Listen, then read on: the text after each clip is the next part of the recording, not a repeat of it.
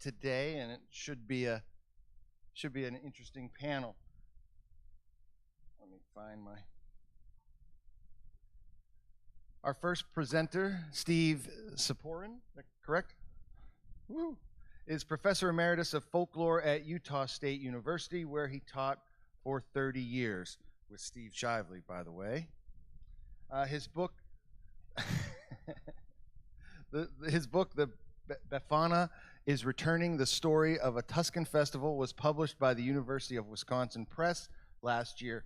He has published translations from the Italian of Augusto Serge's memoirs, Stories of Jewish Life, Casale, terrible pronunciation, Monferrato, Rome, Jerusalem, 1876 to 1985, and Memories of Jewish Life from Italy to Jerusalem, 1918 to 1960.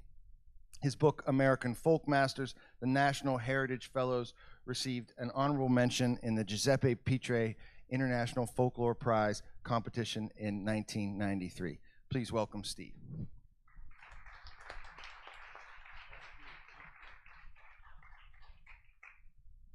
Okay. Thank you all for coming. Can you hear me? Yeah? Okay. I have a tendency to kind of speak too softly, so wave if you can't hear me. Thank you for coming, and I wanted to say that if, well, part of the thanks comes from the fact that I'm not a Cather scholar, I'm not even a literary scholar, I'm just a folklorist, or as the Wizard of Oz said in The Wizard of Oz, I'm just a humbug from Omaha. And that's true, because I am from Omaha originally. But I wanted to thank the organizers for accepting my paper in spite of my humbugness. If I had a bucket list, coming to this conference would be on it.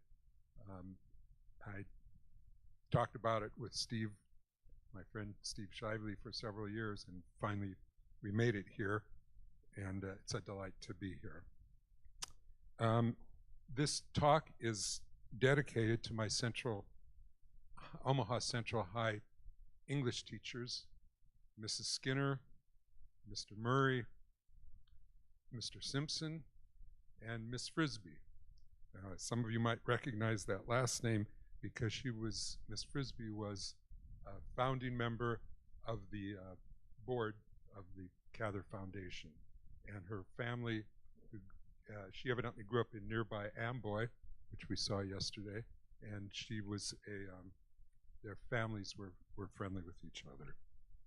I also want to thank Evelyn Funda, Steve Shively, and Tim Bintram for their guidance in helping me learn about Willa Cather.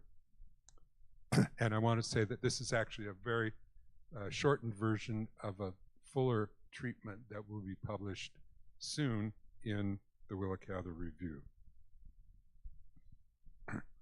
Now let's get started.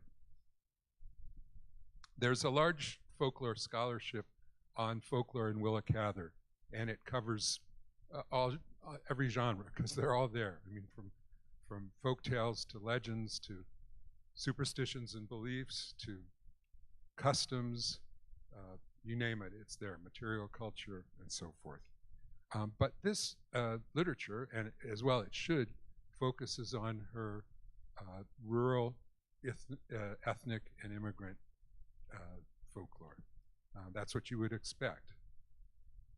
My paper today is on something that doesn't fit that paradigm at all. It's about her adaptation of what folklorists call a modern urban legend. And you might be familiar with that term too, because it's kind of entered the normal vocabulary through journalism.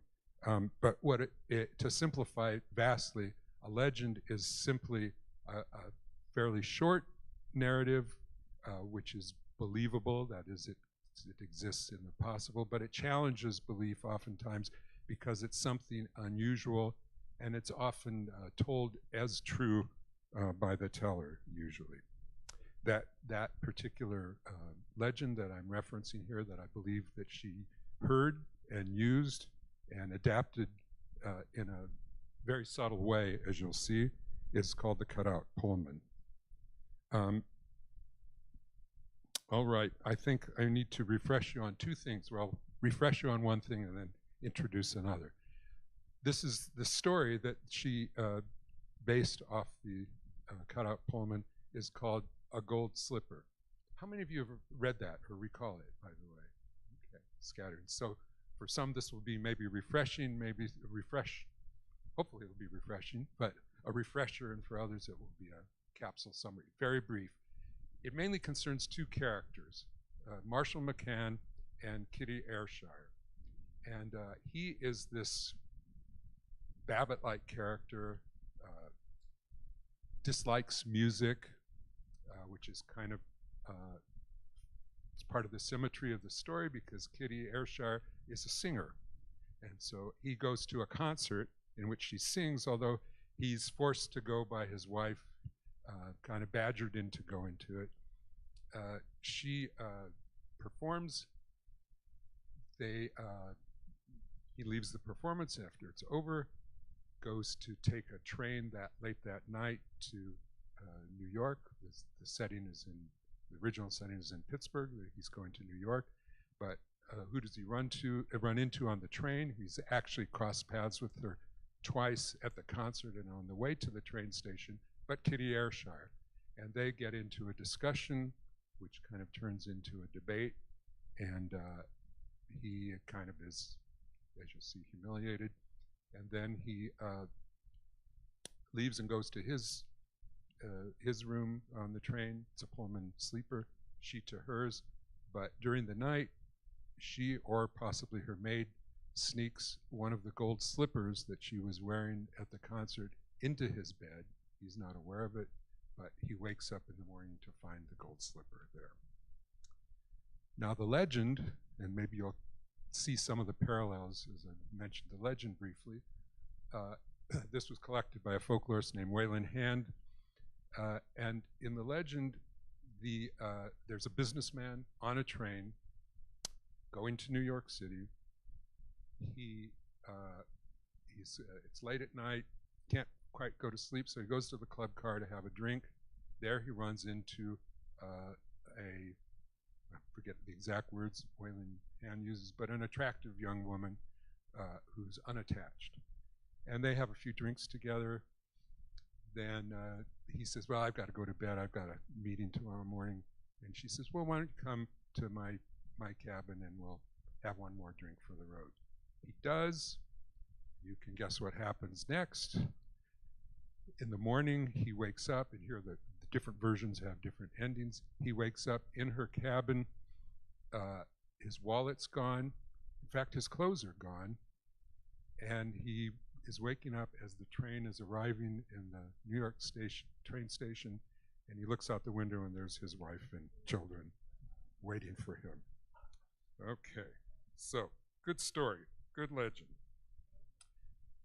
Point number one, it's likely that she heard this. Now, I'm claiming that she based her story partly on this. So it's likely that she heard it because we know that she rode trains a lot. She had to get back and forth from New York to Red Cloud. And she also traveled west by train. And a lot of the scenes in her stories and novels take place in trains. So that's not an unreasonable guess. What specifically did she take from the cutout Pullman? The two characters, the businessman and the seductive woman, an encounter on a train, a Pullman sleeper, the overnight train headed to New York City. But in her story, there is no act of adultery. Yet there are hints of the possibility that there could be. Not that it happened, we don't know, but there's hints, as you'll see, that there could be adultery. But here's the subtle point, and this is part of the subtlety of her adaptation. There is seduction. It's not necessarily sexual. In fact, Kitty succeeds in getting McCann to kind of reveal his true guarded thoughts, his true self, the self that he doesn't want even himself to see. And that's the seduction, as I will argue. Okay. So now let's get down to the specifics. Kitty Ayrshire is full of life, successful, beautiful, and above all, self-possessed and confident. Like the woman in the cutout Pullman, she is a woman of considerable charm. The night of her performance, she challenges her staid Pittsburgh audience with her, quote, really quite outrageous dress, end quote, and enjoys, quote, the stimulus of their disapprobation, end quote. Despite resistance, Kitty gradually seduces the audience, foreshadowing her later seduction of McCann. Her encore, quote, brought the audience all the way, unquote. No, the quote continues.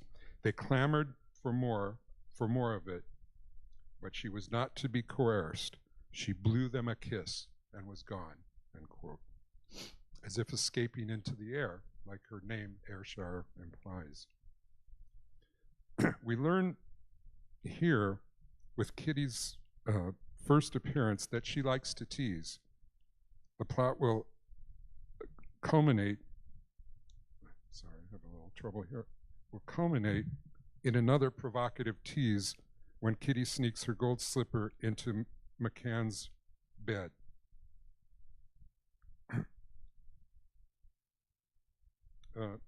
Sorry, it's a little dark up here.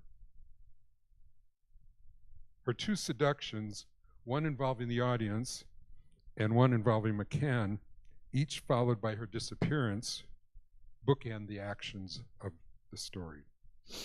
Iconoclastic and impudent, Kitty Ayrshire is also described in places as a serpent, perhaps referencing the original tempter associated with knowledge and sexuality. Note Cather's pointed language. Ayrshire's gown at the concert is, quote, green velvet, a reviling, shrieking green. The narrow train kept curling about her feet like a serpent's tail, turning up its gold lining as if it were squirming over on its back. Pretty good language there, unquote. Kitty is called, quote, a green apparition with a supple and sinuous and quick silverish figure. Each time she enters and departs the stage during the concert, she brushes against McCann, who sits on stage in the front row. One time, quote, her prehensile tail curled over his boot, unquote. So I hope you accept the idea that she's somewhat like a serpent. I think it's pretty convincing if you read closely.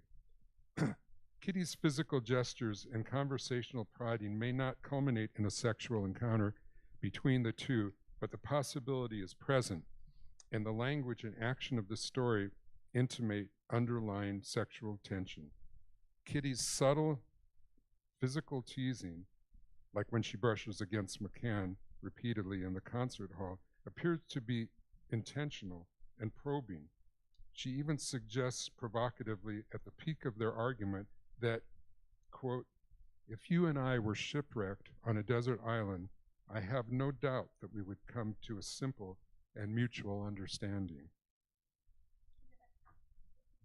Before she leaves McCann, at the end of their conversation, she utters a few more suggestive words. Dream of me tonight. Ultimately, the seduction is not sexual, but psychological. Ayrshire uses her charm to lure McCann into revealing himself and his quote, custom-made prejudices that save him the trouble of thinking, unquote. As Michael Burton puts it, the morning after, in The Birth on the Train, McCann, quote, awakes only to question how his life might have been different. Kitty, as the seducing serpent, delivers knowledge and pain, like the serpent in the old story. Her performance at Carnegie Hall, during her performance at Carnegie Hall, Ayrshire inadvertently touches McCann several times, as I mentioned earlier. For instance, quote, her velvet train brushed against his trousers as she passed him, and, quote, she again brushed lightly against him, unquote. Although ostensibly accidental, the contact launches Ayrshire's teasing of McCann and gets his attention, perhaps arousing his desire. Physical contact, always initiated by Kitty, continues, subtly suggestive, always indirect, never overt. For example, once they are on the train and encounter each other again seated just outside Kitty's room, she, quote, rested her elbow on his Gladstone, unquote. After McCann sits down and they engage more fully in their dialogue, quote, she tapped the edge of his seat with the toe of her gold slipper, unquote. A little later, she is described as, quote, tucking her slipper up on the edge of his seat, unquote. These gestures may seem trivial, but they display Kitty crossing into McCann's personal space. Trespasses that could be interpreted either as flirtation or as an effort at making him uncomfortable, or both, which I think is both. The possible symbolic meanings of the gold slipper, which I will consider shortly, reveal that these acts are actually even more suggestive. Unlike the male character of the cut-out Pullman, McCann is not shamed publicly at the end of the story. His humiliation is internal and private, guilt rather than shame, and I would say that's worse. Yet for McCann, the fear of public exposure remains. When he returns home and he hides the gold slipper, quote, in a lockbox in the vault, safe from prying clerks, unquote. He, like the protagonist of the legend, has been indiscreet and is hoping to limit the damage. But locking up the tokens of his indiscretion will do little good because he can no longer hide from himself. On the train, McCann got entangled in a conversation he would not have continued had he not been attracted to Kitty Ayrshire. But now he pays for his indiscretion. She called him out and made him recognize the fact that he was afraid to embrace life. Quote, afraid of everything new, unquote. Kitty's relentless questioning led to his involuntary confession. He was seduced into telling the truth. McCann's humiliating epiphany, equivalent to the moment the protagonist of the cutout Pullman wakes up without his wallet and or without his clothes, comes the next morning when McCann finds the gold slipper in his train compartment. Rather than losing an object, McCann has gained one, Kitty's gold slipper. But the loss and the gain are functionally equivalent because both resolve the action of their respective plots. Both the loss and the gain mean seduction by a beautiful woman who exposes the male protagonist's weakness and hypocrisy, resulting in humiliation. Even so, one might recognize that Kitty, like the woman in the cutout Pullman, actually has stolen something from McCann, his peace of mind and self-satisfaction. Like the exposed victim in the legend, McCann feels naked and embarrassed. The slipper represents self-knowledge that he can't shake off, just as the slipper keeps returning to him despite his efforts to get rid of it. It's no wonder that the gold slipper provides the story's title. Cather turns this object into a symbol that carries several layers of meaning as well as the punch of the plot. Each term, gold and slipper, bears symbolic meanings that Cather develops in the story. Gold, of course, is valuable, and consequently it can symbolize value. In competitions, gold designates the first place winner, often in the form of a trophy. But for McCann, the gold slipper is an ironic trophy, the prize for a debate he actually lost and a conquest he never even attempted. Furthermore, gold trophies are awarded in public ceremonies before admiring crowds. But this trophy is given stealthily in the dark of night with no one present. Finally, gold trophies are meant to be displayed, but this trophy is hidden away. The slipper is also worth considering as a symbol independent of its gold content, of its gold color. According to Freud, quote, shoes and slippers symbolize the female genital organs, unquote. Folklorist Alan Dundas, in support of Freud, offers the nursery rhyme, there was an old woman who lived in a shoe. She had so many children she didn't know what to do. As he says, it's a folk text that features the shoe as a female genital symbol. Dundas then quotes a variant of the rhyme collected from oral tradition to make his case. There was an old woman who lived in a shoe. She didn't have any children. She knew what to do. Mm-hmm. In a similar Freudian vein, McCann, lacking self-awareness, articulates his reductionist attitude regarding women in the midst of the Pullman car conversation. Quote, as he studied the toe of Kitty's shoe, saying, with a woman, everything comes back to one thing. Why is McCann studying Kitty's shoe at precisely the moment he makes this pronouncement? Does the shoe stand for the one thing a woman is for him? Repeated references to Kitty's footwear during her conversations with McCann and in her taunting final gesture suggest that Cather may have written this scene and others with the shoe, slipper, as a female genital symbol in mind. Cather may also have been aware of the male custom of keeping an article of a lover's clothing, usually an undergarment, as a trophy of conquest.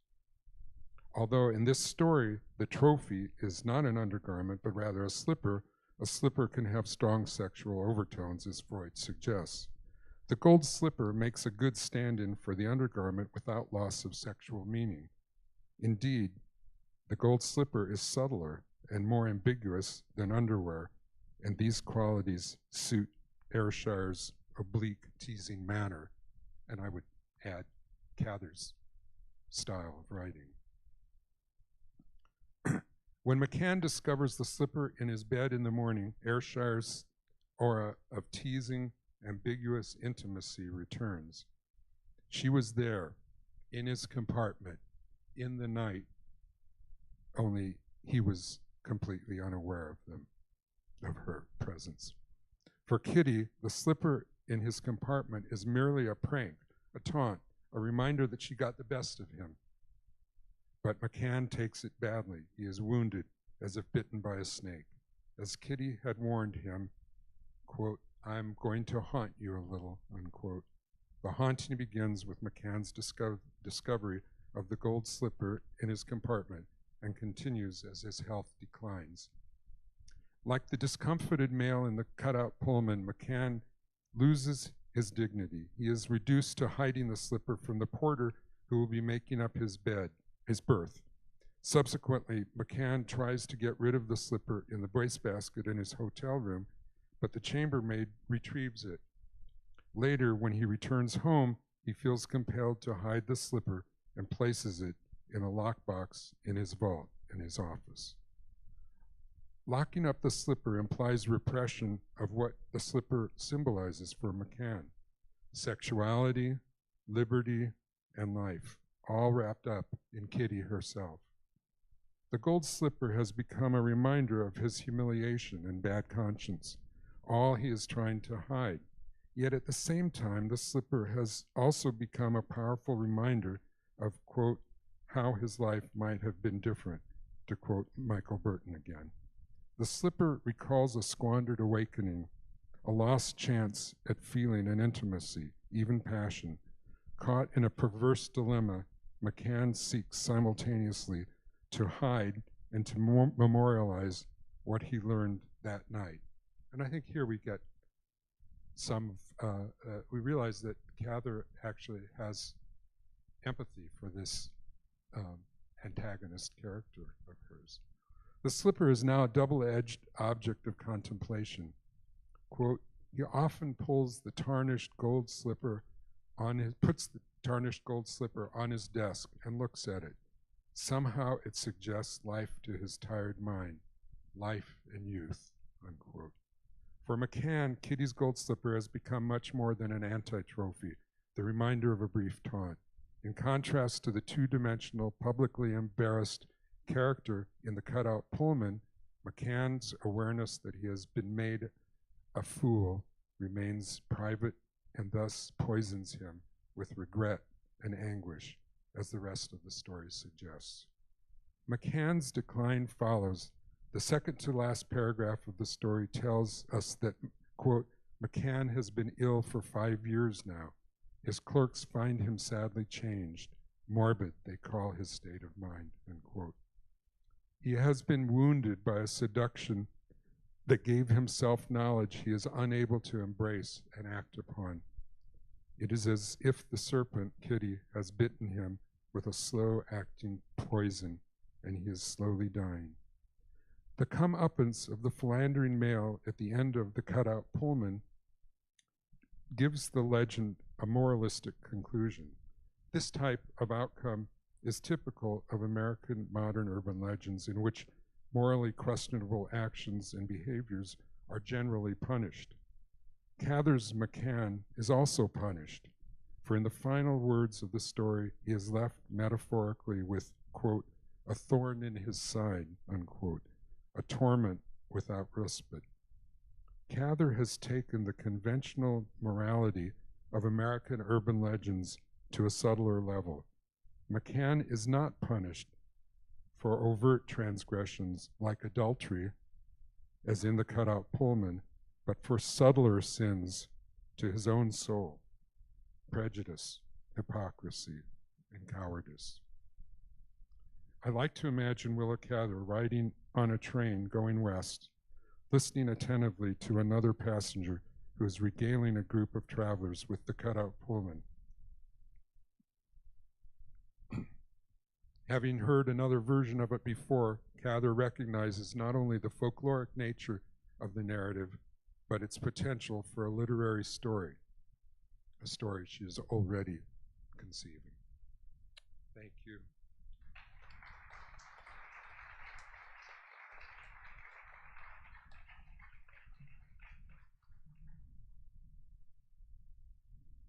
Thank you, Steve. Our next presenter is Rachel Terry. Rachel is a postgraduate student at Brigham Young University and presented Along the Sunflower Trail, Etiological Wildflower Legends referencing Mormon pioneers, 49ers, and other westward trekkers at the Folklore Society of Utah Conference in November 2022. Welcome, Rachel.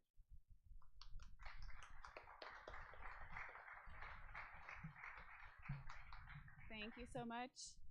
I'm really glad that Steve went before me because his definitions of legend are very helpful, and I don't think I could have explained it so well myself. It's a real privilege and pleasure to be here, and it's just been fabulous to be here where Willa Cather grew up. I'm going to start in an unconventional way.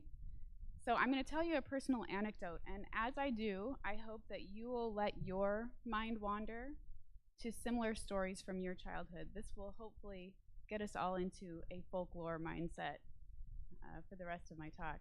So I grew up on the southeastern edge of the Denver metro area, and across the street from my suburban subdivision, if you looked south or east, all you could see was sky, prairie grass, and prairie dogs stretched all the way to the end of the world.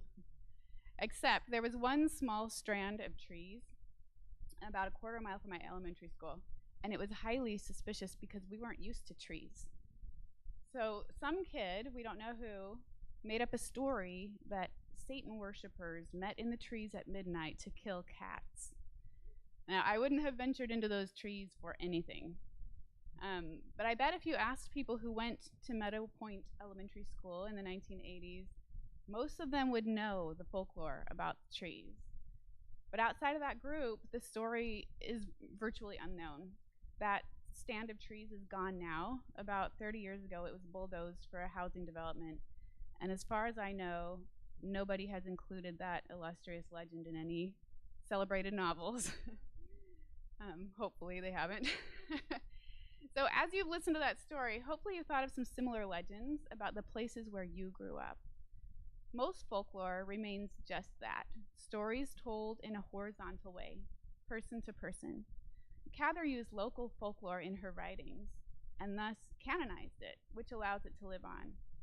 She used stories that were known to relatively few people, but because of her success as a writer, the stories continue to spread far beyond the reach of person-to-person hearsay in Red Cloud, even to different countries and languages, as we heard from Juan yesterday. As we read in many of Cather's works, the children of Nebraska settlers sought stories and history where they could. And Cather used these stories in her writing to establish her identity and sense of place.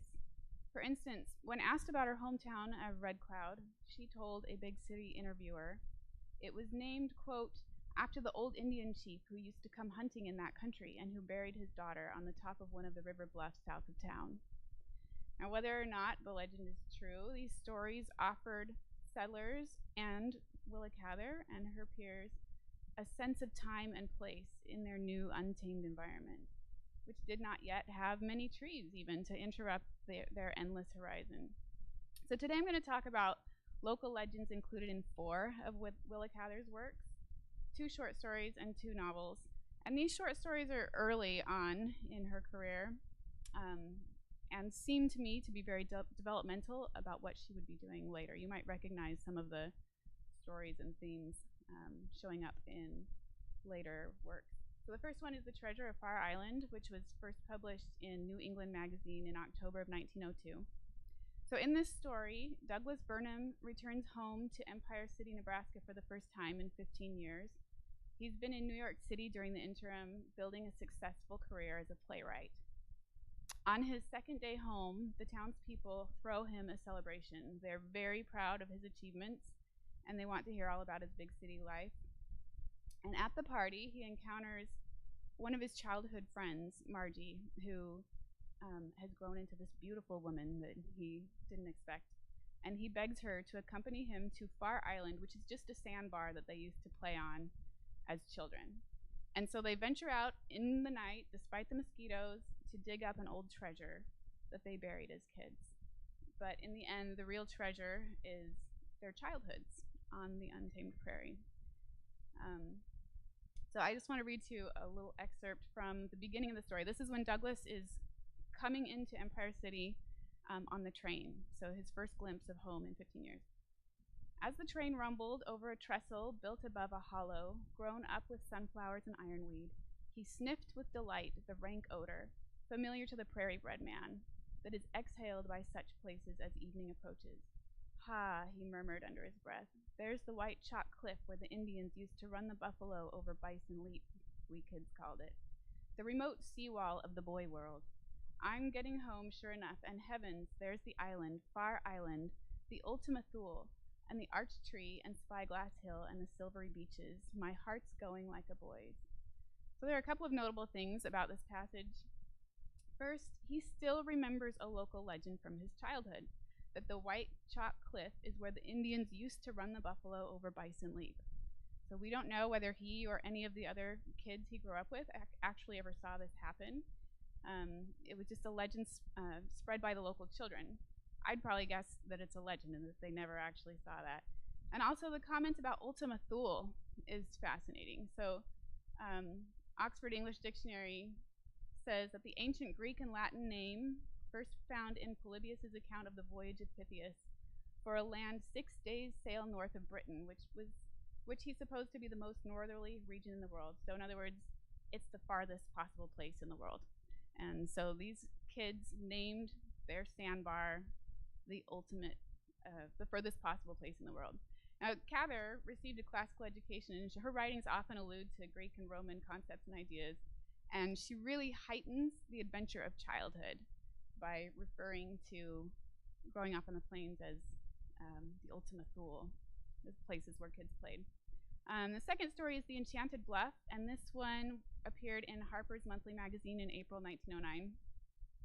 This story is set in Sandtown, a tiny Midwestern town, and it's structured as a frame story. So we have 6 local boys talking about the stars and the river and places they like to go, adventures they want to have. One of the boys, called Tip, mentions Enchanted Bluff, which is a rock surrounded by a plain in New Mexico, where Native Americans used to live before the Spaniards came along. So the story, as the boys tell it, is that once when the men of this bluff were down hunting, an army party killed them. And then there was a storm that washed out the staircase up to the top of the bluff, and so the women and the children starved to death. And the boys in the story long to travel to Enchanted Bluff to see the ruins of this ancient city. And then the story transitions to years later, like 20 years later, to what they're all doing now. And one of them is a stockbroker in Kansas City, and one works on the railway. One of them has died, and the only one who still thinks about the Enchanted Bluff is Tip. And the reason that he does is because he has told this legend to his son, and his son is constantly begging to go to Enchanted Bluff. So another thing that's really interesting in the story is the boys, as the boys talk about their Midwestern home, they manage to connect the land to important historical figures. And this appears in My Antonia also. I think it probably originated with the story and then ended up in My Antonia. So the historical figures they mention are Napoleon Bonaparte, Francisco Vasquez de Coronado, the Pilgrim Fathers, and the Mormon pioneers. And so they hypothesized that Coronado, the Pilgrim Fathers, and the Mormons were all over this land. And it's hard to indisputably refute those claims. But Napoleon seems like more of a stretch, but what they come up with is that Napoleon, quote, had a star go out when he began to lose battles, unquote. And so as the boys are looking up at the night sky, they find a dark spot and figure that's where Napoleon's star went out. And so he is connected to us. So they are seeking connection to history on the blank, wide open plains, and legends offer them that connection. Okay, next we're going to talk about a lost lady, September 1923. We know that one well. So Captain Forrester comes from a different generation than Neil and the other boys, and even his wife, Marion. And the stories that he tells about the past become the legends that bind the younger generation to the prairie and give them a sense of history and pride. So early on in the novel, Captain Forrester gives, and then this is a quote, a concise account of how he came west a young boy after serving in the Civil War and took a job as driver for a freighting company that carried supplies across the plains from Nebraska City to Cherry Creek, as Denver was then called. The freighters, after embarking in that sea of grass 600 miles in width, lost all count of the days of the week and the month. One day was like another, and all were glorious. With good hunting, plenty of antelope and buffalo, boundless sunny sky, boundless plains of waving grass, long freshwater lagoons, yellow with lagoon flowers, where the bison in their periodic migrations stopped to drink and bathe and wallow. An ideal life for a young man, the captain pronounced. So already in the 19th century, American plains were disappearing and becoming the stuff of legends, or at least that lifestyle was. And the young men of Neil's generation were growing up in a transitional time. And as adults, they could not lead the same kind of life that Forrester led as a young man. Forrester further elaborates about the dream of Western expansion, talking about the things that they dreamed have already become fact. And I'll skip some of that quote, but I want to say that after he's talking about this, about dreams, he ends with a sort of grunt. Something forbidding had come into his voice, the lonely, defiant note that is so often heard in the voices of old Indians. As she often does, Cather connects the romanticism of the old plains to the dignity of old Indians. Forrester has passed into the realm of legends, away from the modern, current facts of life. And then finally, in My Antonia, Jim Burden retells a local legend that he heard from the Austrian farmhand who lives with his family, Otto Fuchs. Here's what he says. Sometimes I followed the sunflower-bordered roads. Fuchs told me that the sunflowers were introduced into that country by the Mormons, that at the time of their persecution, when they left Missouri and struck out into the wilderness to find a place where they could worship God in their own way, the members of the first exploring party, crossing the plains to Utah, scattered sunflower seeds as they went. The next summer, when the long trains of wagons came through with all the women and children, they had a sunflower trail to follow. I believe that botanists do not confirm Fuchs's story, but insist that the sunflower was native to those plains. Nevertheless, that legend has stuck in my mind, and sunflower-bordered roads always seem to me the roads to freedom. So when Cather wrote My Antonia, she was living in New York City, just like her main character, Jim Burden. Both author and narrator reflect on their Nebraska childhood, trying to recapture their youth on the prairie, nostalgic for a way of life that had vanished. Today, nostalgic histories of westward migration are mostly gathering dust in university libraries, but My Antonia continues to scatter this legend and other legends that Cather recorded. And as A. Robert Lee points out, Cather sought always the image of perfect, and it should be said markedly feminine, community. It was, as so often in American writing, a dream of utopia, her own would-be city upon a hill. So in a masculine movement like the westward expansion, populated with mostly male groups, like the 49ers and the Lewis and Clark expedition, a legend about lingering sunflowers highlights the female pioneer contingent. When Cather included the sunflower legend in My Antonia, she wasn't just elaborating on a story she'd heard from friends, although she probably did hear it from friends or local adults originally, but the legend was making the rounds in Nebraska, including the Courier, the Lincoln-based newspaper she wrote for during her undergraduate years in the 1890s.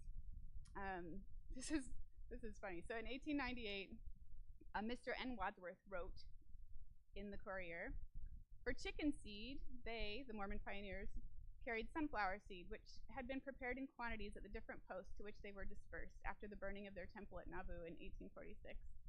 Their campfire beds made a rich soil for the growth of the sunflower, which sprang everywhere in their path from seed accidentally or purposely scattered where they camped. In 1860, we readily knew when we were off the Mormon trail by the lack of sunflowers. So a week later, a botany professor from Nebraska State University wrote a letter to the editor to correct what Mr. Wadsworth had said. He said, "That little item, whence the sunflowers came in today's Courier, repeats an often exploded theory of the non-botanical as to the origin of the sunflower. There were sunflowers all over the Western country ages before the Mormons came. They are native from the Saskatchewan River on the north to Texas and Mexico on the south, and from Minnesota, Iowa, and Arkansas on the east to Washington, Nevada, and California on the west. In all this vast region, wherever man breaks the sod, as by trail or camp, the sunflower grows up taller and more luxuriantly than on the tough wild sod, and so becomes noticeable. Mother Nature, not the Mormons, planted the sunflower in this great area and did it much longer ago than the writer of the item supposes." So I appreciate Cather's journalistic integrity in sharing both the legend and the scrutiny about whether or not the story was true. But I don't think that the truth takes away from what the legend tells us about the people who told them.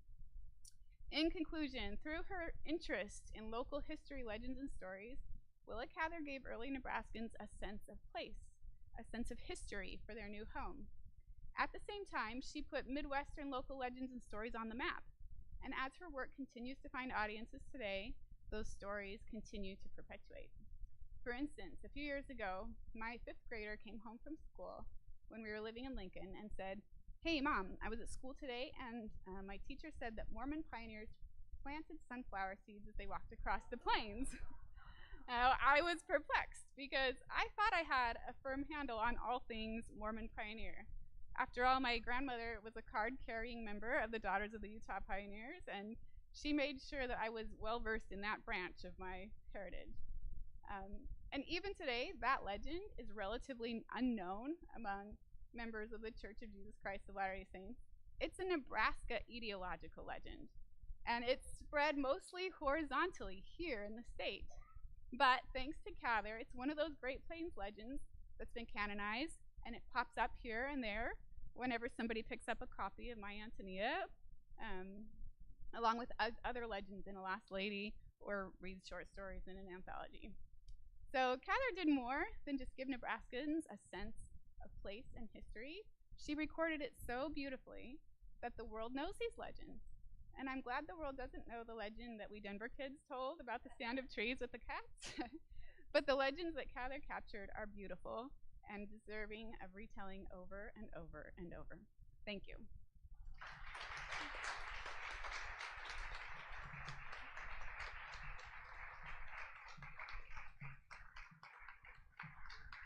Thank you. Thank you very much. Our third presenter is Nathan Tye. Nathan is an assistant professor of history at the University of Nebraska at Kearney, a historian of labor, gender, and mobility on the Great Plains. His essays on hobo labor have appeared in Nebraska History and the Annals of Iowa. His previous work on Cather appeared in the fall 2022 issue of the Willa Cather Review. And just as a note, if you have any questions, please write them down on your note cards for our presenters, and we will get to them later. Nathan? Thank you.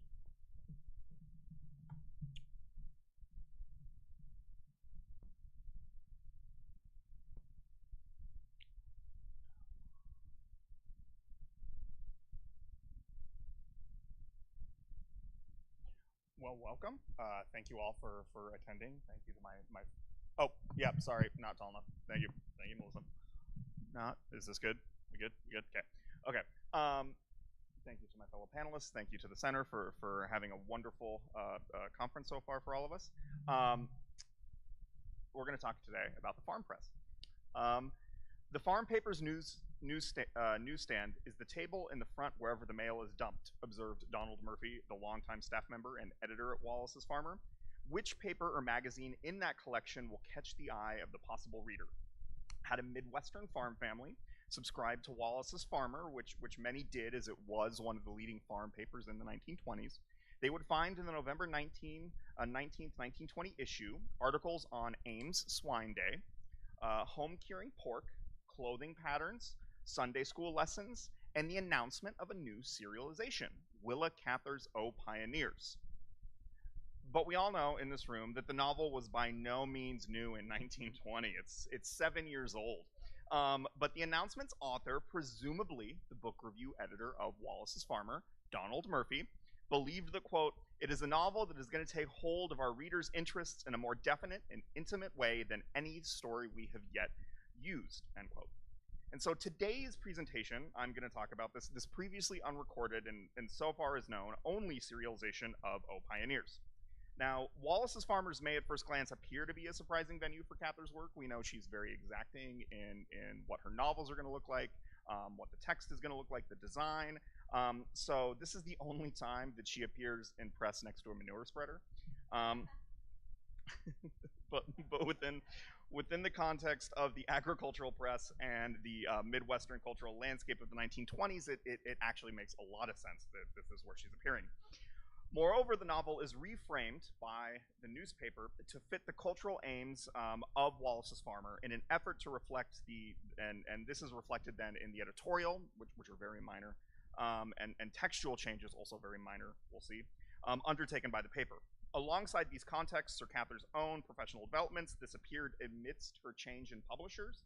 And taken together, these actions position this version of O Pioneers within a wider debate about regionalism that's taking place in the 1920s, as well as rural and urban tensions and Midwestern identity writ large.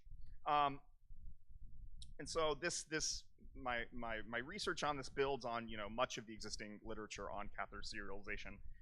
Is noted in the historical essay in the scholarly edition.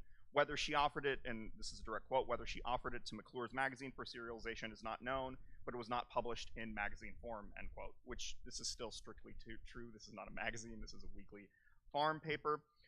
Yet, as Richard Harris's recent discovery of the one of ours in Pathfinder affirmed, further serializations are still to be identified.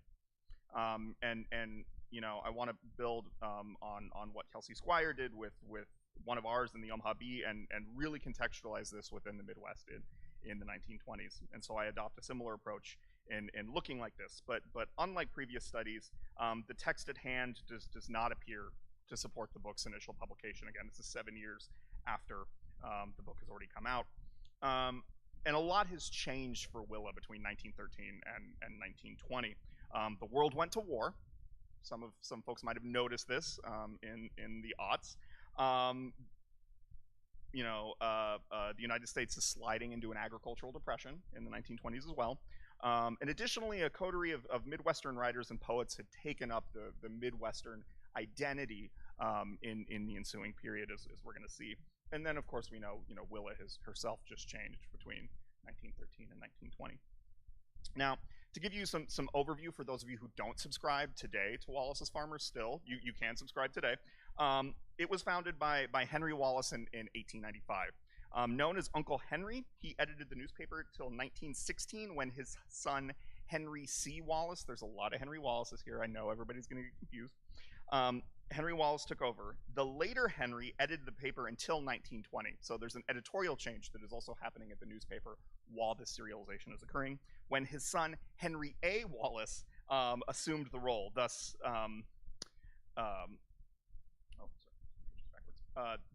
he assumes the role during the serialization before leaving for a series of critical positions in the Roosevelt administration. So his father, Henry C. Wallace, is Calvin Coolidge's Secretary of Agriculture, and then Henry A. Wallace is Secretary of Agriculture, then the penultimate Vice President for Franklin Delano Roosevelt, and then demoted to Secretary of Commerce in lieu of Harry Truman during the last term of Roosevelt's administration. So these are leading political and agricultural figures today. Father, son, secretaries of agriculture, a very very tight, very important group of people.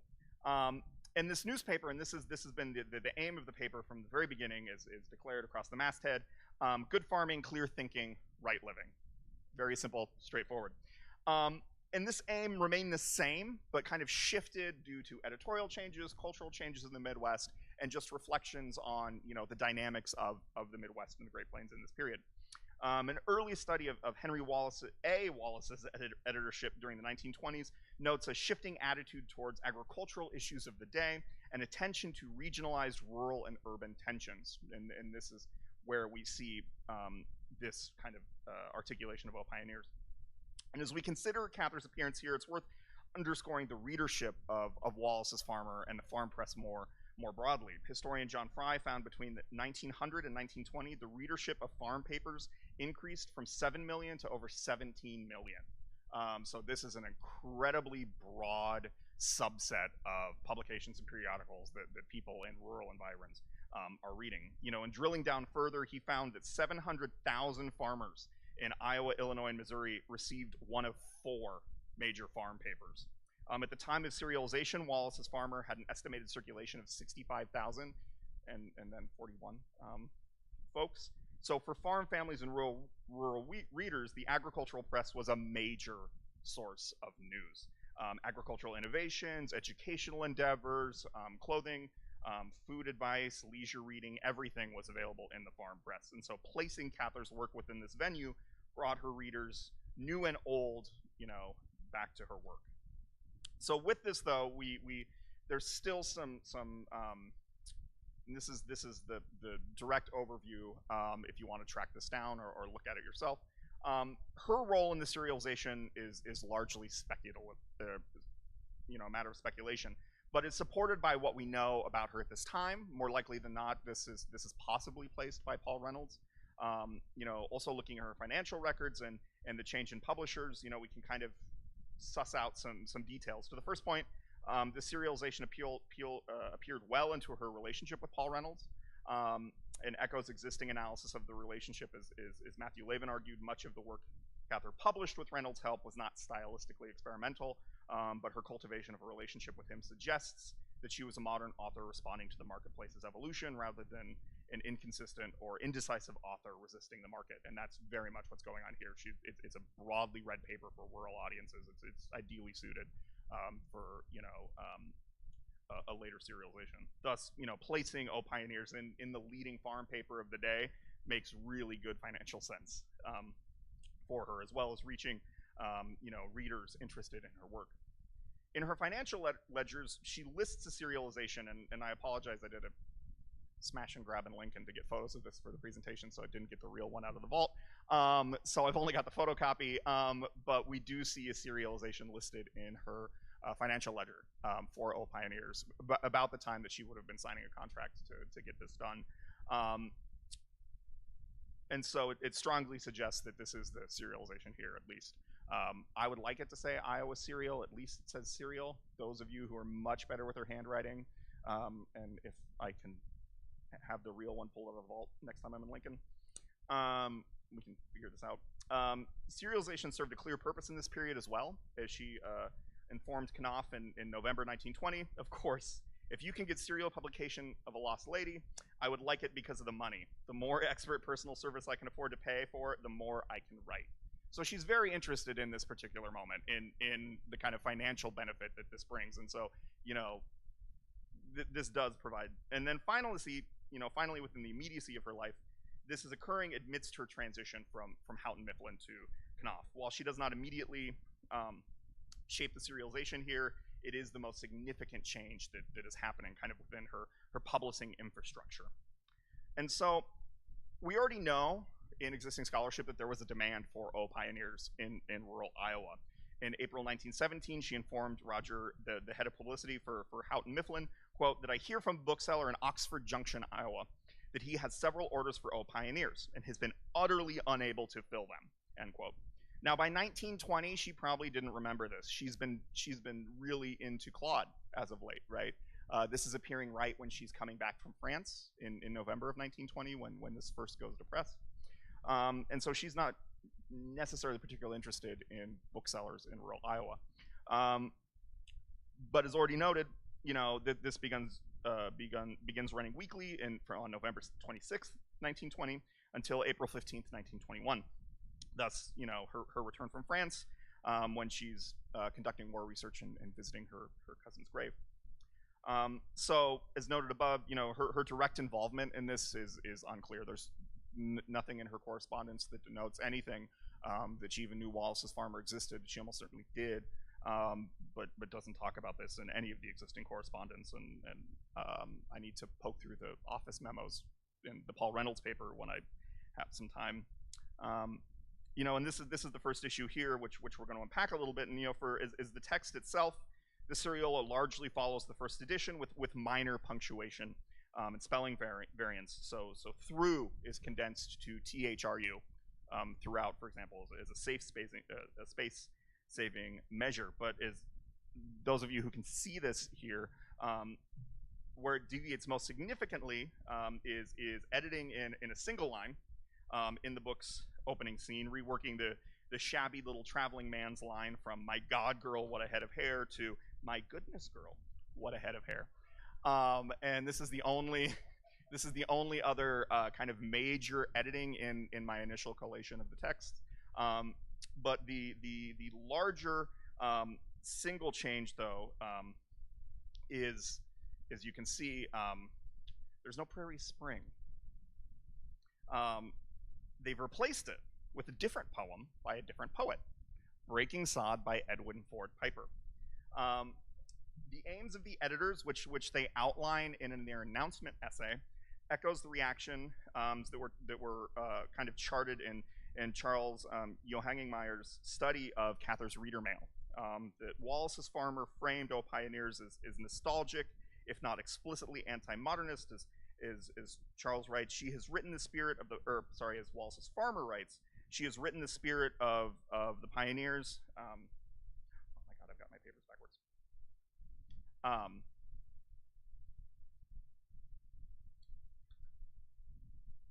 Written the spirit of the pioneers of the Midwest into fiction.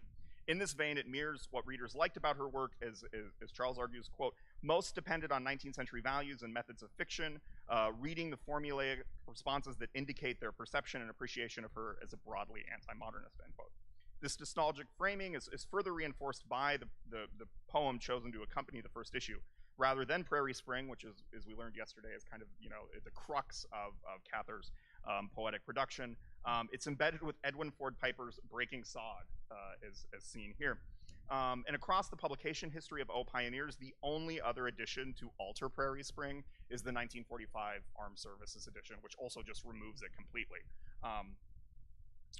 Now, Piper is kind of on the periphery of Cather scholarship and Cather's life, as we're going to see. So Piper was a poetry professor at the University of Iowa at the time, and he was known for his rural Midwestern poetry. He's a very, very minor regionalist poet. In the announcement, Piper is linked to Carl Sandburg as poets who, quote, wrote in the spirit of the pioneer Middle West. 5 years later, Wallace's farmer extolled, quote, Iowa's own Edwin Ford Piper as one who breaks away from the standard custom and writes Corn Belt poetry, end quote. Yet he's not from Iowa. He's on faculty at Iowa. He's not buried in Iowa. He wasn't born in Iowa. He was born in Auburn, Nebraska in 1871 to homesteaders. He's just a little older than Willa. He later moved down the road from here to Alma and eventually settled in Box Elder, which is outside McCook in southwest Nebraska. And his family raised cattle. And he's just beyond the periphery of Cather scholarship, you know, if you've ever come across this name. But his life paralleled her. He attended UNL from 1893 until 1897, so he quite literally moved within the literary circles that Cather had just vacated. And he himself notes this in his later kind of memoir writings, saying, quote, during my undergraduate days at the University of Nebraska, 1893 to 1897, some attempts at verse brought me into the English Club. The role of the organization has carried well-known names. And it's actually here in the 1898 issue of the Sombrero. Willa Cather, Dorothy Canfield Fisher, Louise Pound, Keen Abbott, A.S. Johnson, H.B. Alexander. I kept at the verses, and in 1897, when the English Club began to publish The Coyote, I was one of the editors. And you actually see on the left side, you see former members of the English Club, including Willa and Louise Pound. And then on the right side where you see the new members, Edwin's the second from the last name, but H.B. Alexander's also in there, Flora Bullock also, you know, kind of some of the folks that Cather knows. And we see this, his first printed poem, Landbound, also appears in the 1898 Sombrero. After graduation, he joined the English department at Nebraska, where he remained. But then for a while, but then went to Harvard, obtained some graduate training, and went to Iowa City in 1906, where he remained until he died in 1939. In a short story that a former student of his published in the Paris Review in 1965, described him as, quote, a cowboy from western Nebraska, who, quote, for a little while had been a figure on the national literary scene in the 1920s, mentioned in the same line as Edgar Lee Masters, Vachel Lindsay, and Carl Sandburg. And this is only for the briefest moment that he is. Thus, while Wallace Farmers championed Piper as an Iowa poet, he was truly a poet of the Nebraska homestead experience. So he is a little apt here, and this is further reinforced by the initial appearance of Breaking Sod, which is in this in Piper's collection Barbed Wire and Other Poems in 1917. That collection is dedicated to, quote, the memory of my father and my mother pioneers in Nebraska in the year 1869. So when given that context, how does this reframe our understanding of pioneers? So back to this first issue. So including Piper rather than Prairie Spring reinforces the regionalist link that is trying to happen here in the 1920s between Cather and Piper. Moreover, it places it in its slight a thematic and chronological shift. And I apologize, I'm reading this as a historian, not as a literary scholar. If only just so, right? Cather's Prairie Spring anticipates the novel's focus on the next generation, right? The children of the homesteaders. Cather's land, as described in that poem, is freshly plowed and crossed by, quote, long empty roads, end quote. It's settled. You have roads. You have fields that are tilled. Piper, on the other hand, documents the prairie breaking, quote, when the plow sings, is seen here, and the erasure of the native landscape. Never any more shall wild flock pastures here on wild grass, or grass is wild, but bearded wheat shall flourish, corn shall ear. And so we see, again, with O Pioneers, the passing of, literally, of the father in the very beginning, and the transition to the story of the children in the next generation, whereas Piper is looking backwards. He's looking at the homesteading. He's looking at that generation that Cather is moving beyond. And so what we see, though, with bringing this one in, with replacing this poem in here, and the editorial framing that happens writ large in O Pioneers, is a reaction to the revolt of the villages, revolt from the villages. As Carl Van Doren argued in the eponymous essay, it took 5 years from Spoon River until the publication of Main Street by Sinclair Lewis, which is in October of 1920. So just as this is coming out, Main Street's been on the market for a month. While he doesn't directly point as Lewis when this is coming out, it's more that this is just happening. They do position Cather within a select group of writers in the introductory essay who capture the pure and uplifting vitality of the region. Quote, Hamlin Garland did it once early in his history, and once again quite recently. But in the years in between, he has lost the trick. Sandburg has done it in verse, and so has Edwin Ford Piper. But the total number of folks writing positive, uplifting, pure depictions of the Midwest is discouragingly small. Moreover, this was Cather's novel, and this is how they frame it here, has the greater virtue of manifesting a clear vision and artistic sincerity in an important and almost untouched field. O Pioneers has in the freshness of the scene of clean earth as the sod is turned by the breaking plow. It has the vigor of the prairie wind. Its characters are those strong men and women who made the life of today possible. Cather depicted transformative figures, strong men and women who built the future, not villagers, quote, conquered and converted by the legions of mediocrity, as Van Doren writes of, well, Sinclair Lewis.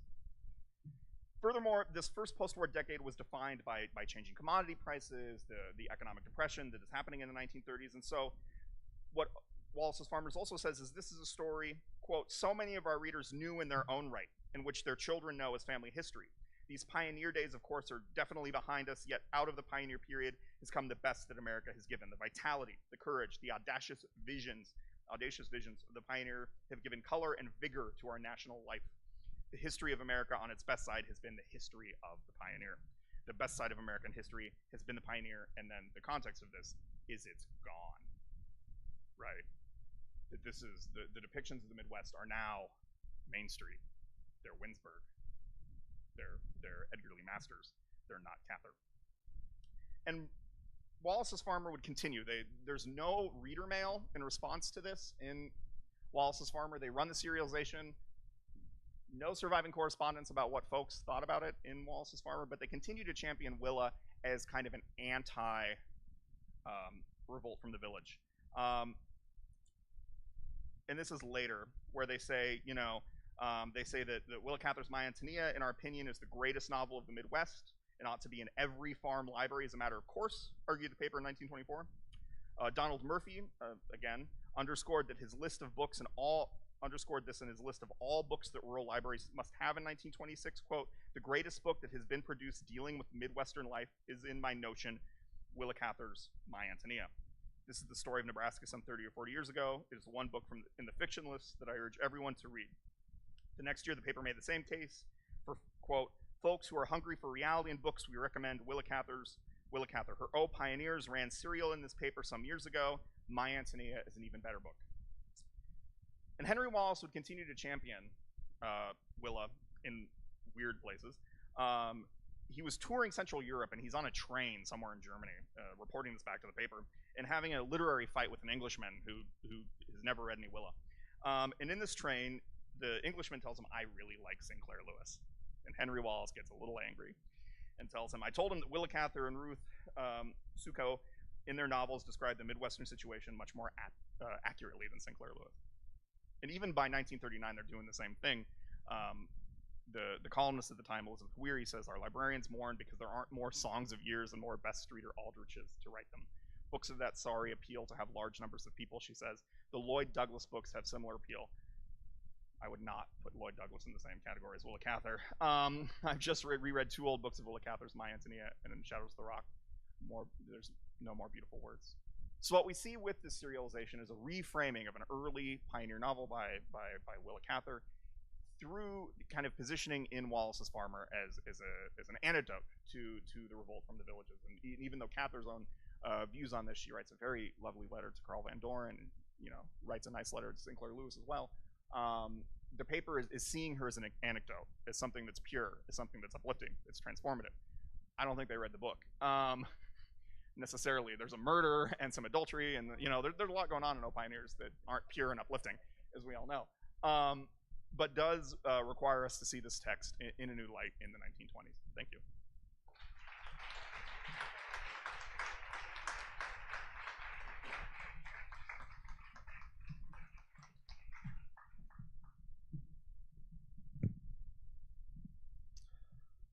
Our final presenter is Charmian Guski, who's been mentioned at least twice in papers this weekend, I want to say.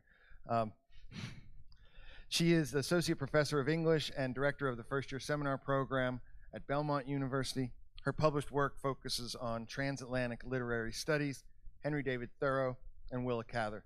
She is a new member of the Willa Cather Foundation Board of Governors and is currently working on a project examining Cather and the history of whiteness. Let me add that she is also one of the organizers of the Willa Cather International Seminar coming up in a couple weeks in New York. So, Charmian.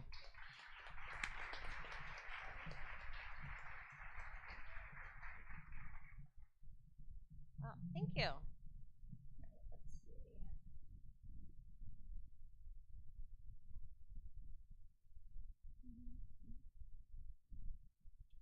All right. Thank you.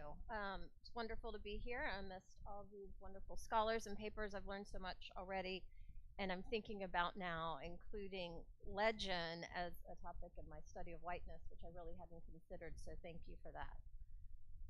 White discourse, following Renee Curry's White Women Writing, structurally articulates a position of mastery and dominance through language, images, and syntax. Analyzing the poetry of H.D., Sylvia Plath, and Elizabeth Bishop, Curry demonstrates how these writers share a common blindness to the racial dynamics intrinsic to much of their poetry, regardless of the distinct factors determining their white positionality. Examining the privilege and ignorance of writing white, Curry highlights the need for racially oriented feminist critiques of white women writers for the purpose of enabling more of us to hear and to see the continuing racist implication of ignoring the power of whiteness. In other words, to ignore race in white writing is itself a form of racism. To answer this call to action, this presentation attempts to explain how reading a very small portion of the novel Demeublé in tandem with A Lost Lady, both written in 1922, provides a starting point for understanding how Mrs. Forrester's subjectivity is intertwined with the racial dynamics of whiteness. 1922, as James Woodruff observes, marks the beginning of Cather's sense of alienation from American life. Despite having finally overcome her financial struggles, Cather felt let down by her 30 years of striving as a writer, and this discontent would both underscore and fuel her work from this point forward. For Sue Rosowski, Cather's dissatisfaction with the publishing world, specifically with the vulnerability of something fine threatened by commercialism, is directly linked to the genesis of A Lost Lady and is as important to the novel as the memory of Mrs. Garber, who we've learned so much about already here. The obituary notice of Miss Lyra Anderson in 1921, known in Red Cloud as Mrs. Silas Garber, served as the catalyst for this memory, flooding Cather with reminiscence that had been haunting her for years. In an interview with Floral Merrill in 1925, Cather recalls A Lost Lady as a beautiful ghost in her mind for years, searching for a body. I didn't try to make a character study, she says, but just a portrait like a thin miniature painted on ivory. By focusing on the impression Mrs. Garber made on her, Cather draws our attention to the sensuous nature of her memories. Following Rosemary Hennessy, pleasurable sensations never speak for themselves, but are always made sense of by the ways of knowing that circulate within a particular social organization or community. Shaping Cather's attraction to Mrs. Garber is thus a body of knowledge about beauty and belonging, central to whiteness and its representation in Cather's life. In seeking to produce the effects Mrs. Garber had on her, Cather initially began, as we already heard from Daryl today, her narrative in first person, but found she could not present her portrait truly and vividly through Neil's voice. Consequently, she turned to the indirect method, a narrative point of view that moves freely between Neil's boyhood and manhood.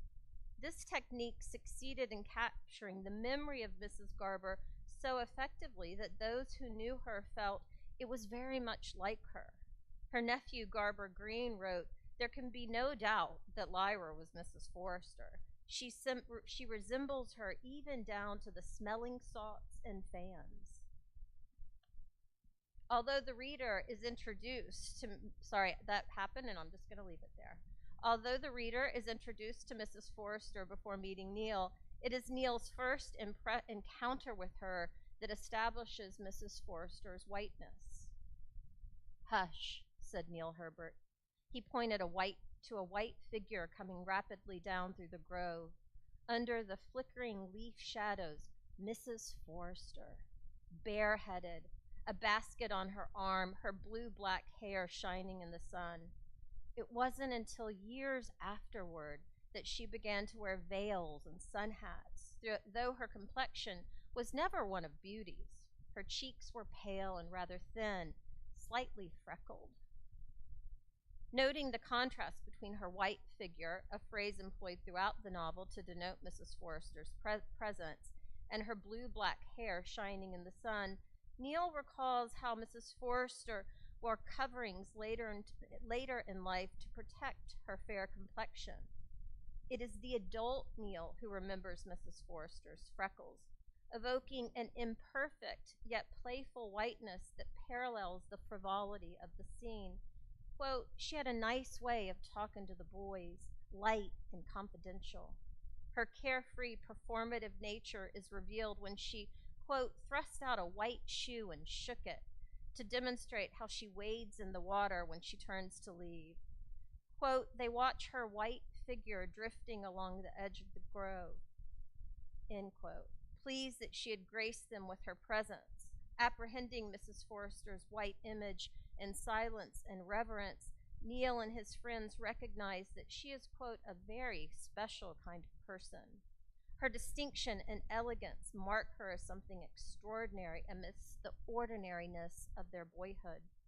But it is only the Bloom brothers who can see she is one of the rich and great of the world.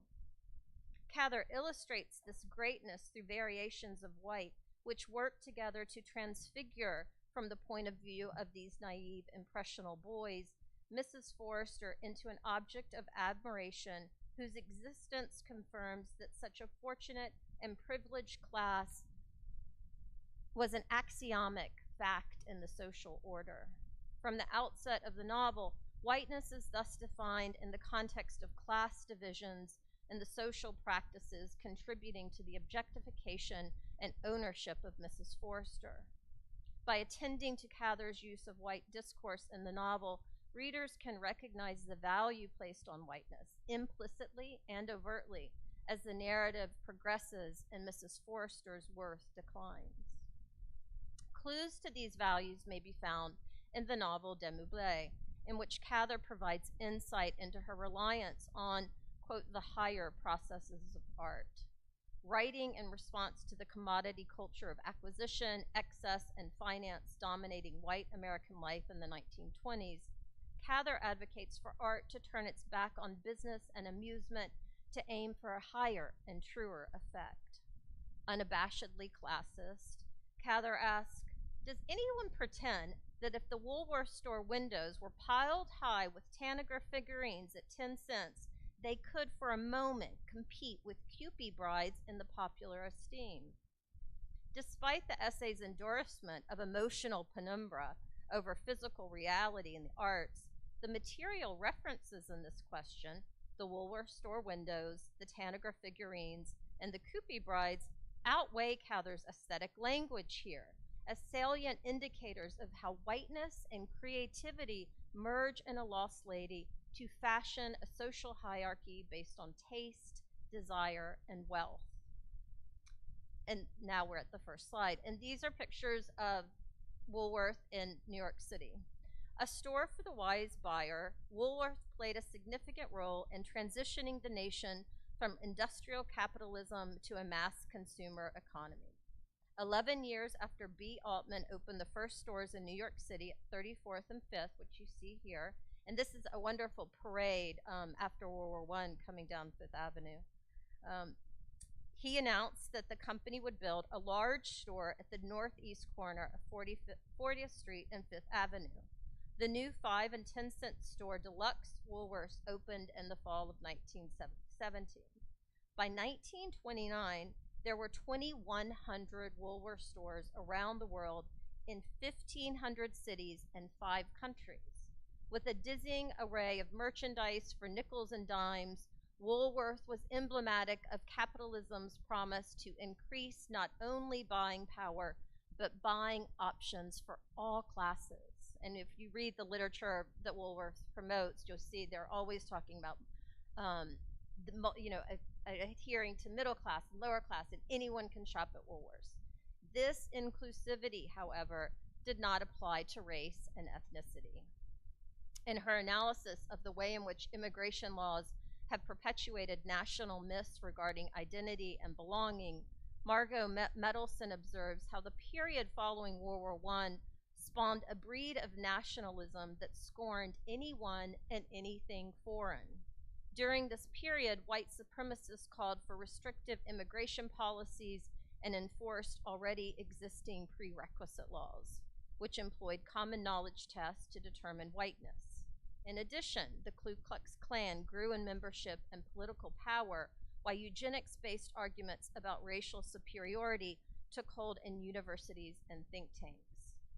While the emergency quota of 1921 limited immigration in order to maintain, quote, the racial composition of past censuses, the Johnson-Reed Act of 1924 went further by basing quotas on the 1890 census, which allotted over 85% of the quotas to be recommended by law to the countries in northwestern Europe.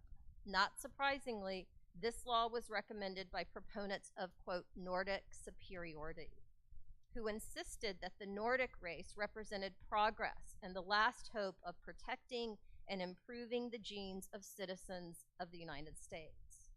The physicality of racial differences coalesced with fabrications regarding characteristics contingent on the color of a person's skin to create a legal system that justified race. Whiteness, obviously, is a convoluted process. It shapeshifts, swerves, and mutates along ideological lines which are often explicitly gendered. Take, for example, the two ornaments Cather envisions in the Woolworth store windows, the Tanaga figurines and Kupi brides. Tanaga figurines, generally speaking, represent women through the purely artistic interest in formal beauty, while Kupi brides infantilize female subjectivity as sexless, innocent, virginal. Originally created by Nebraska native Rose O'Neill. How many of you have heard of Rose O'Neill? A few of you, right? She was, and her life is in interesting ways parallels with Cather. She was also lived in New York while Cather lived there, and she was wildly popular. Kupi characters were popularized in illustrated stories, and they were manufactured in dolls first in Germany in 1930. The popularity of Kupis in the 1920s, as we see, the Kupi brides, were paired with Kupi grooms and often served as wedding cake toppers. The wide-eyed angelic doll bride, which I now kind of find scary, with her prepubescent nudity and virgin body, can be seen as part of a larger conversation surrounding white America, signaling a virtuous marriage that will produce virtuous white offspring. And notice how the male is clothed and the female is barely clothed. The Tanaga figurines, on the other hand, offer a far more complicated view of women, one that is represented through the power dynamics of subject and object. The Tanaga figurines date back to the Hellenistic period, when they were placed in tombs of the dead as offerings and remembrances for the afterlife. These Greek figurines were first discovered in large numbers at Tanagra in about 1880, but have subsequently been evacuated in many other locations. Often representing wealthy middle-class women, the figures are remarkable for their wide sun hats, jewelry, fans, and lively colors.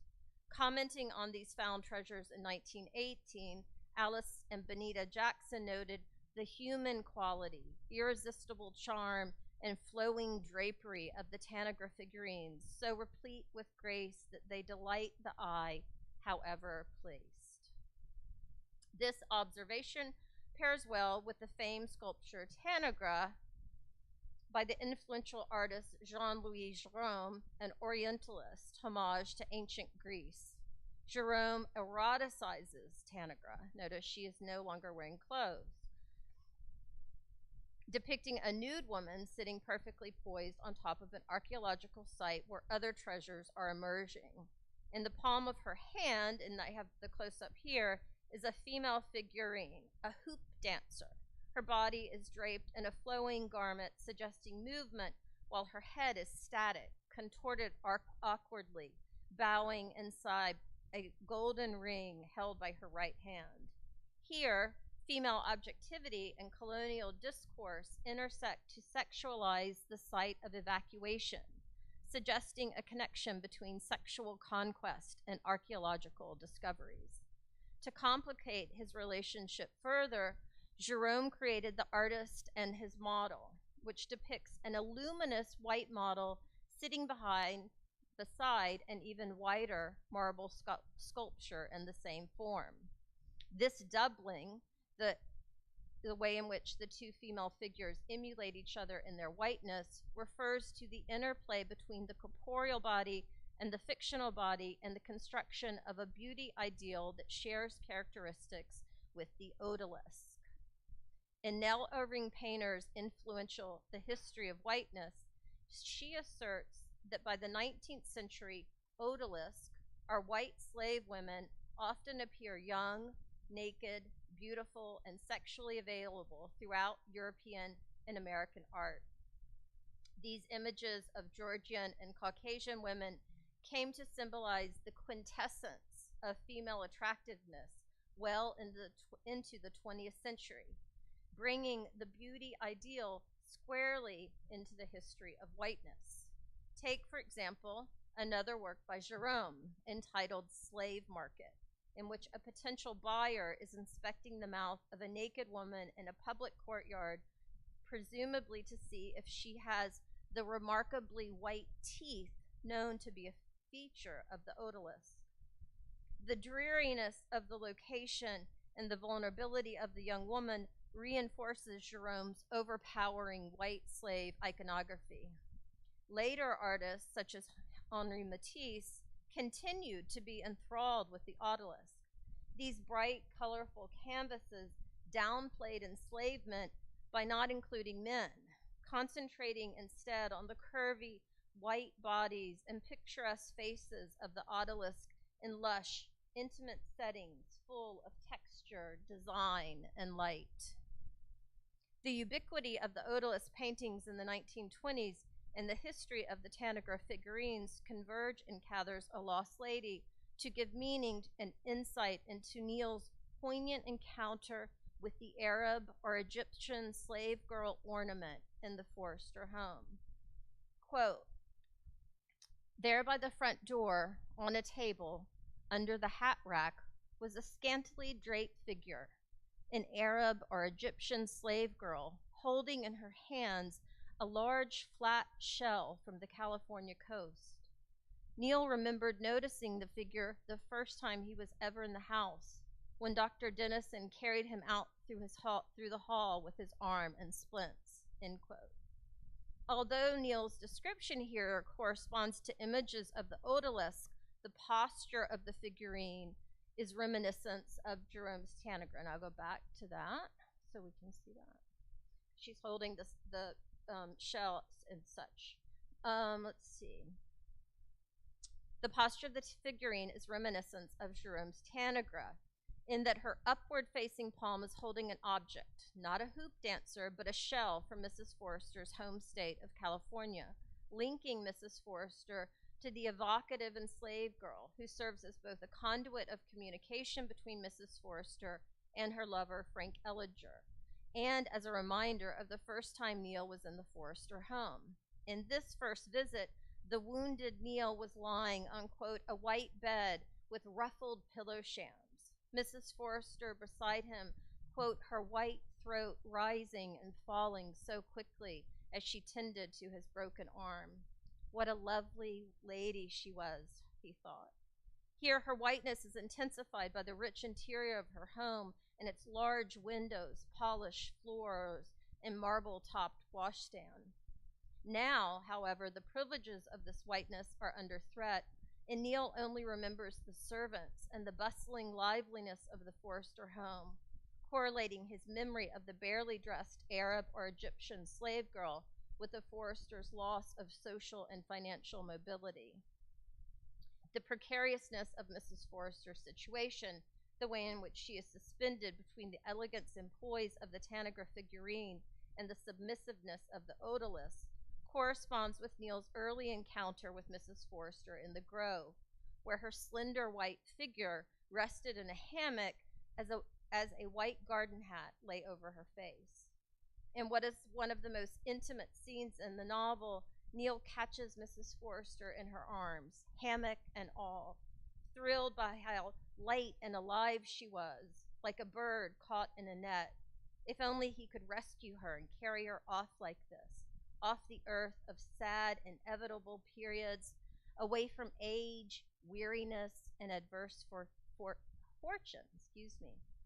The bird metaphor here immediately recalls Peter's earlier cruel blinding of the lively woodpecker who flails about, wild and desperate, as she instinctively seeks refuge. Much like the odalisque who inspires overall sensations of desire alongside compassion and cannot be free, for her captive status and harem location lie at the core of her identity, Mrs. Forrester is trapped by the very circumstances that mark her desirable in the eyes of Neil. In the bright sun of the afternoon, quote, one saw that her skin was no longer like white lilacs. It had the ivory tint of gardenias that have just begun to fade. Although Neil's gaze is centered on Mrs. Forrester's aged face, he likens her maturity to the beauty of fading white flowers, proving that his romantic attachment to the beauty ideal and the whiteness it upholds is firmly intact despite these changes. As the episode proceeds to its conclusion, the landscape is transformed into Elysian fields around them, and Mrs. Forrester places her white hand with all its rings on Neil's arms, signaling the fleeting return to a pastoral world of wealth and whiteness, a world that is, for this moment, perfectly balanced between all that is lost and all that is found. Thank you.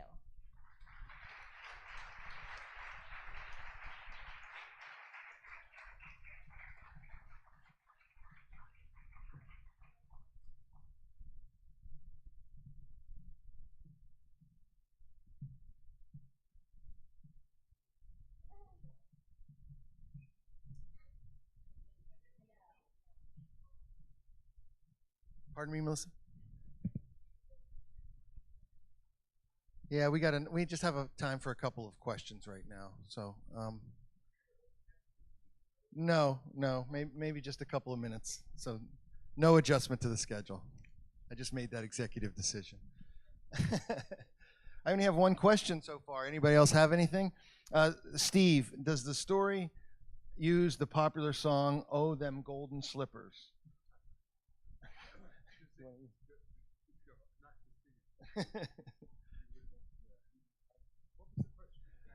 Does the story use the popular song, "Oh, Them Golden Slippers"? But no.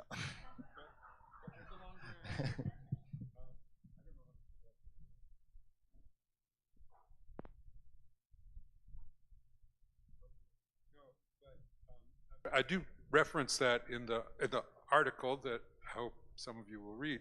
I think the question is really, why does she call it a golden slipper rather than the golden slipper, right?